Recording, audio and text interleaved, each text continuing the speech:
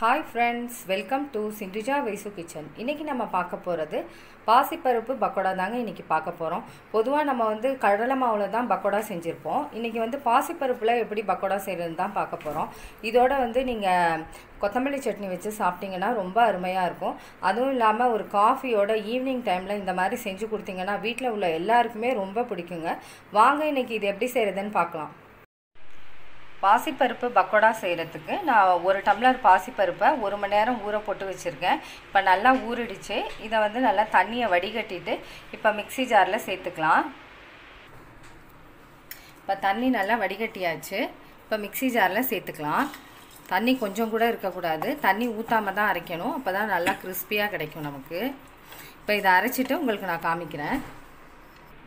இந்த அளவு அரைச்சிக்கோங்க. நான் கொஞ்சம் கொரகொரப்பாக தான் அரைச்சிருக்கேன். தண்ணி எதுவும் ஊற்றலை. தண்ணி ஊற்றாமல் தான் அரைக்கணும்.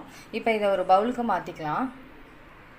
இப்போ ஒரு பவுலுக்கு மாற்றியாச்சுங்க. நான் ஒரு பெரிய வெங்காயம் சின்ன சின்னதாக கட் பண்ணி வச்சுருக்கேன். அதை சேர்த்துக்கிறேன் இது கூடவே. இப்போ இது கூடவே ஒரு பச்சை மிளகாயை சின்ன சின்னதாக கட் பண்ணி வச்சுருக்கேன். அதையும் சேர்த்துக்கிறேன். இது கூடவே 2 ஸ்பூன் அரிசி மாவு சேர்த்துக்கிறேன். இது சேர்த்திங்கன்னா நல்லா கிறிஸ்பியாக இருக்கும். இது கூடவே ஓமம் 1 ஸ்பூன் சேர்த்துக்கிறேன். 1/4 ஸ்பூன் பெருங்காயத்தூள் சேர்த்துக்கிறேன். இப்போ இது கூடவே 1/2 ஸ்பூன் உப்பு சேர்த்துக்கிறேன். கொஞ்சமாக கொத்தமல்லி தலையை நல்லா வாஷ் பண்ணிவிட்டு இந்த மாதிரி சின்ன சின்னதாக கட் பண்ணி சேர்த்துக்கிறேன். கொஞ்சமாக கருவேப்பிலையும் கட் பண்ணி வச்சுருக்கேன். அதையும் சேர்த்துக்கிறேன். இதை எல்லாத்தையும் நல்லா கலந்து விட்டுக்கோங்க.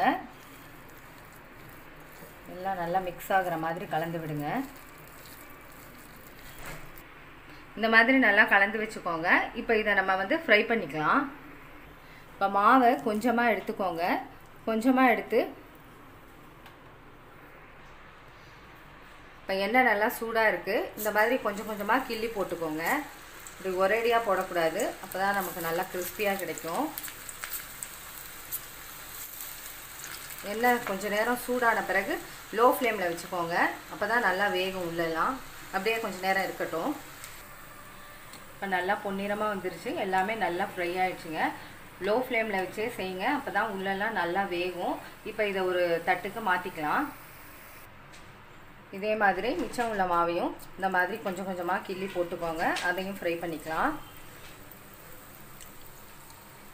லோ ஃப்ளேம்லேயே வச்சுக்கோங்க. இப்போ எல்லாமே ஃப்ரை பண்ணிவிட்டு உங்களுக்கு காமிக்கிறேன். பாசிப்பருப்பு பக்கோடா ரெடி ஆயிடுச்சுங்க. ரொம்ப கிறிஸ்பியாகவும் ரொம்ப டேஸ்டாகவும் வந்திருக்குங்க. இதோட கொத்தமல்லி சட்னி வச்சு சாப்பிட்டீங்கன்னா ரொம்ப அருமையாக இருக்குங்க. இது ஒரு ஈவினிங் ஸ்நாக்ஸாக நீங்கள் சாப்பிடும்போது காஃபி வச்சு அதோட நீங்கள் சாப்பிட்டீங்கன்னா ரொம்ப டேஸ்டாக இருக்குங்க. ட்ரை பண்ணி பாருங்க. இந்த வீடியோ உங்களுக்கு பிடிச்சிருந்துச்சுன்னா சப்ஸ்கிரைப் பண்ணுங்க. பக்கத்தில் உள்ள பெல் பட்டனை கிளிக் பண்ணுங்க. Okay, thank you.